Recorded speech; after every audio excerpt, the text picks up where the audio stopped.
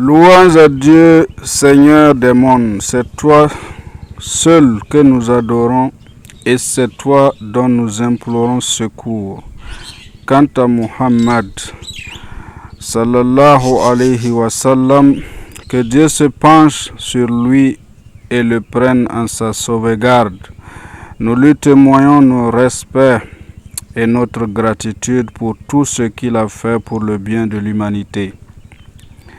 La conception d'un messager de Dieu peut différer selon les pays, les milieux et les époques. Chez les musulmans, l'homme est de toutes les créatures la plus digne, et un messager de Dieu est le plus digne, le plus parfait parmi les hommes. Cela ne se conçoit évidemment que sous les meilleurs aspects de l'humanité. La vie humaine comporte deux grandes divisions, matérielle et spirituelle. Créer un équilibre harmonieux entre ces deux domaines, donner un exemple pratique d'une telle vie aux autres, tel serait l'idéal d'un guide pour les mortels. L'histoire a connu d'innombrables cas de rois, de savants, de pieux, de sages personnages éminents dont la vie fournit les meilleurs exemples à suivre. Pourquoi étudier la vie de Muhammad, un homme comme les autres, alors qu'il est mort il y a près de 15 siècles, qu'entre-temps la science a fait d'incroyables progrès et que les circonstances, les conceptions même de notre vie sont profondément transformées? Pour un musulman, la réponse est simple. Il ne peut pas être musulman s'il ne suit pas la conduite de son guide dans la vie. Mais pour celui qui ne connaît pas encore les détails de la sira, la biographie de Muhammad, il est utile de rappeler certains faits. Son enseignement a été rédigé sous ses propres auspices et conservé pour la postérité d'une manière digne de foi. Parmi les fondateurs des différentes grandes religions, Muhammad eut l'heureuse idée non seulement de communiquer à son peuple les révélations et les commandements divins qu'il recevait de temps à autre, mais également de les dicter à ses scribes et d'assurer la multiplication de leurs copies parmi les disciples. Quant à la conservation de son enseignement, ce fut un devoir religieux pour les musulmans de réciter dans leur office les passages des mêmes révélations. On devrait donc apprendre par cœur le texte sacré. La traduction a sans cesse continué à avoir les copies écrites de ces révélations. Le Coran ainsi qu'à les apprendre intégralement par cœur, chacun des deux procédés venant à l'aide de l'autre pour la transmission authentique du message divin en langue originelle. Le texte de ce Coran est plus volumineux que le Pentateuque. Le Pentateuque et les 4 évangiles réunis. Ne nous étonnons donc pas qu'ils contiennent des directives pour tous les domaines de la vie humaine.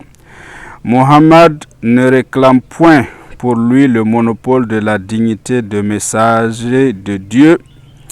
Bien au contraire, il assure que Dieu avait envoyé avant lui de semblables messagers chez tous les peuples. Il en nomme quelques-uns comme Adam, Enoch, Noé, Abraham, Moïse, David, Jésus, et ajoute qu'il y en a d'autres dont il n'a pas cité les noms.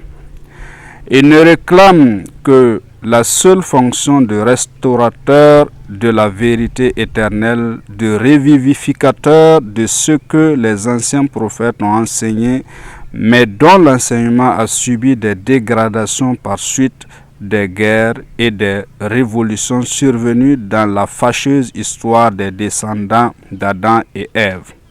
Muhammad sallallahu alayhi wa sallam ne fut pas déchu dans sa conviction que son propre enseignement du message divin resterait intact après lui sans que Dieu n'eût besoin de l'envoi d'un nouveau messager. En effet, nous possédons le Coran et les hadiths en langue originelle. Et cette langue est toujours vivante. Dès le premier jour de sa mission, Mohammed s'adresse au monde tout entier. Il ne se borne point à un peuple ou à une époque quelconque. Il ne reconnaît pas les inégalités d'ethnie ou de classe.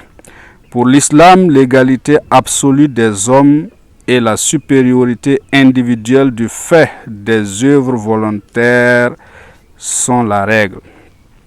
Le bien parfait comme le mal complet ne constituant dans la société humaine que de rares exceptions, la plupart appartiennent à la catégorie des hommes moyens. Mohammed ne se borna pas à s'adresser aux anges parmi les humains. Son message fut essentiellement destiné aux gens du commun, à l'immense majorité des mortels.